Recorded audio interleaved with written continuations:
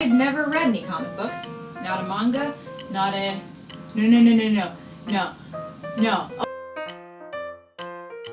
Hey everybody, pajama time again. Okay, when I was probably 13, my uncle gave my dad this old Star Wars Marvel comic. Page 1, she shows what she can do. She can blend into things. And my dad put it in my mom's room. And I really wanted to read it. But for some reason I was sure I wouldn't be allowed to.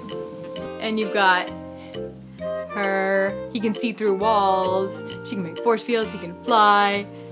I snuck in, children don't try this at home, and then I snuck it out, up to my bedroom to read. There is something so amazing about the forbidden, which is a horrible thing because usually things are forbidden for a reason. She wakes up one day, phone's ringing, this mysterious guy wants to give her all this money and to start a superhero team. Do not follow my example, kids, this is awful. So every night I go back and get it until I finish reading it. I'm intrigued, I love it. To be continued.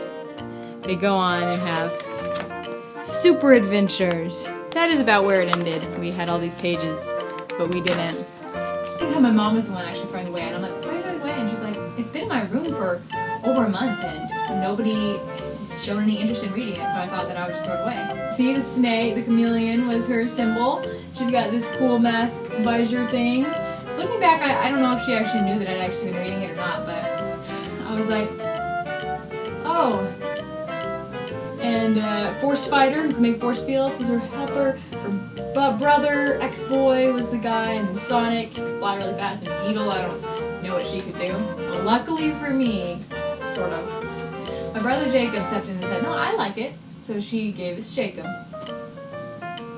Pep Ink, associated with Hopopolis, which used to be my brand name before I got the Epic Place. You can see, this looks a bit like a Spiderwick Chronicles goblin, if I do say so myself. I must have been 13. So right when Spiderwick Chronicles came out, so his name was Leafheart. I don't think I was aware of what that sounded like at the time. Fiddle-doo! I still love him! He came to me in a dream. Fairies are naturally uppity, haughty creatures who don't get along with anyone. They spend most of their time dancing and holding fast to ceremony. They don't usually get involved in adventures unless the conflict is clearly one-sided. And not much even then, though they're more than glad to take credit afterwards. Spittledoo is outwardly the same as every fairy in these respects. Inwardly, though, Spittledoo is as loyal as a good dog.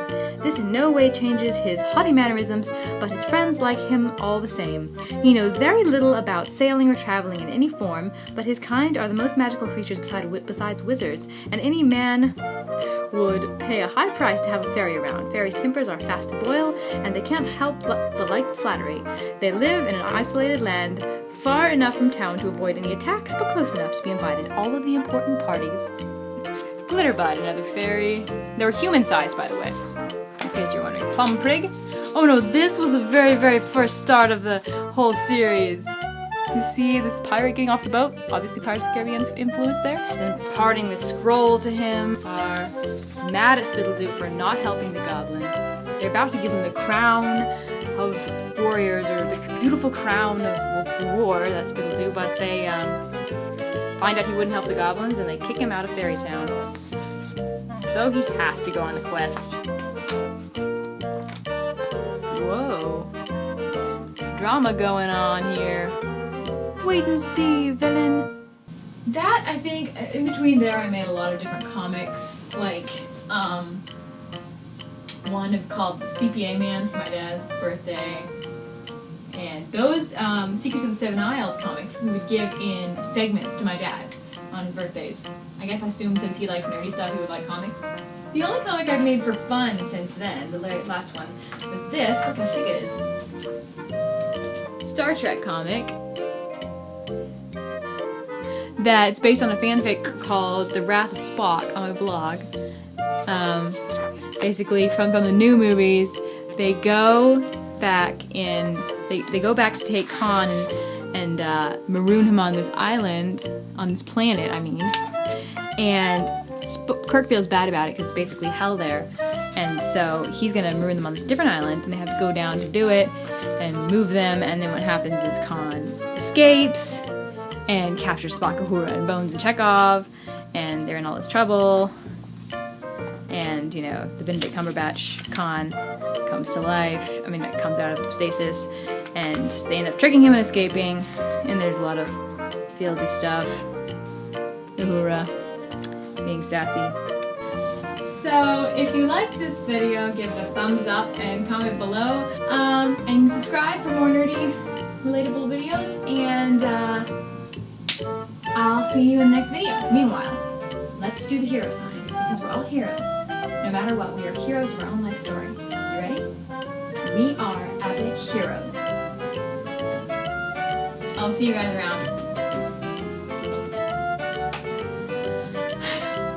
I'll see you guys around. Da, da, da, da. Hey, you like my stuff? Da, da, da, da, da, da, da, da.